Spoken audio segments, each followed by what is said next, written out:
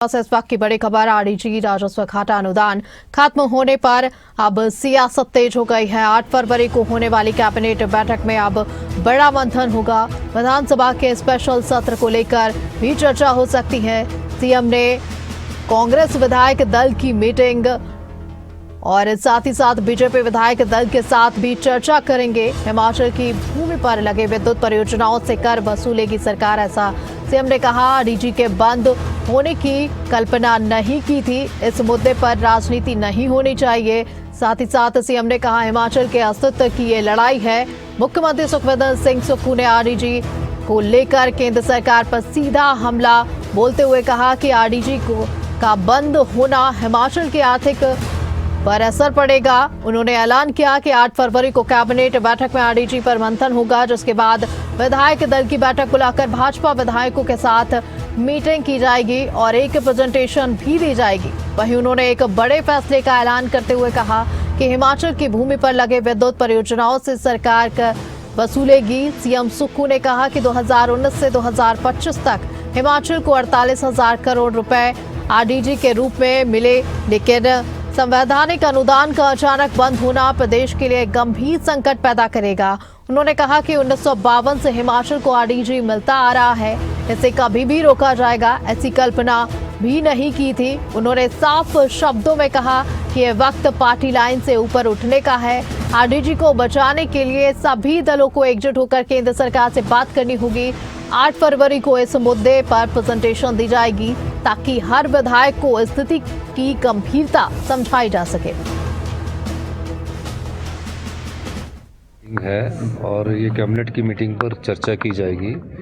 और क्योंकि कैबिनेट की मीटिंग के बाद हमने अपने विधायक दल की भी मीटिंग बनाने की सोच रहे हैं और बीजेपी के विधायकों को भी बुलाने की सोच रहे हैं। निश्चित तौर पर जब 2019 से 2025 तक 48,000 करोड़ रुपया आरडीजी ग्रांट के रूप में हमें मिलता रहा और एकदम वो पैसा बंद हो जाए 5 साल के लिए 2026 से 31 तक, तो प्रदेश की आर्थिक स्थिति पर उसके गंभीर परिणाम होते हैं। सारी स्थिति से निपटने के लिए सभी दलों को इकट्ठा होकर आगे आना पड़ेगा।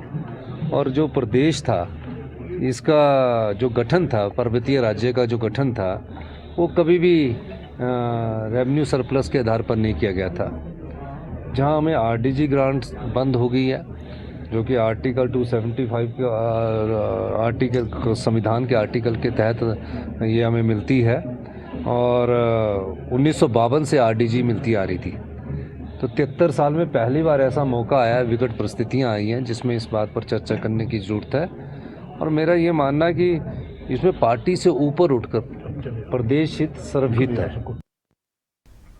वहीं इस खबर पर ज्यादा जानकारी के साथ हमारे साथ जुड़ रहे हैं शिमला ब्यूरो प्रदीप ठाकुर। प्रदीप जी, अगर बात करें कि जिस तरह से ये पूरा मामला निकल कर सामने आया, आरडीजी खत्म होने पर हिमाचल की सालाना अगर आर्थिक और स्थिति की बात की जाए तो कितना असर और कैसे भरपाई की जाएगी?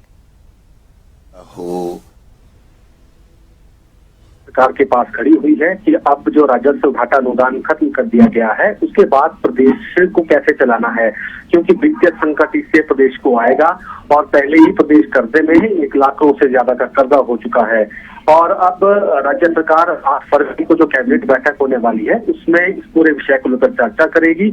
मुख्यमंत्री ठाकुर सुखविंदर सिंह सुक्खू ने भी इसको लेकर कहा। चर्चाएं ये भी है कि स्पेशल सत्र भी बुलाया जा सकता है और उससे पहले कैबिनेट में चर्चा होगी। कांग्रेस विधायक दल की बैठक है, उसके साथ भी चर्चा की जाएगी और बीजेपी विधायक दल के साथ भी।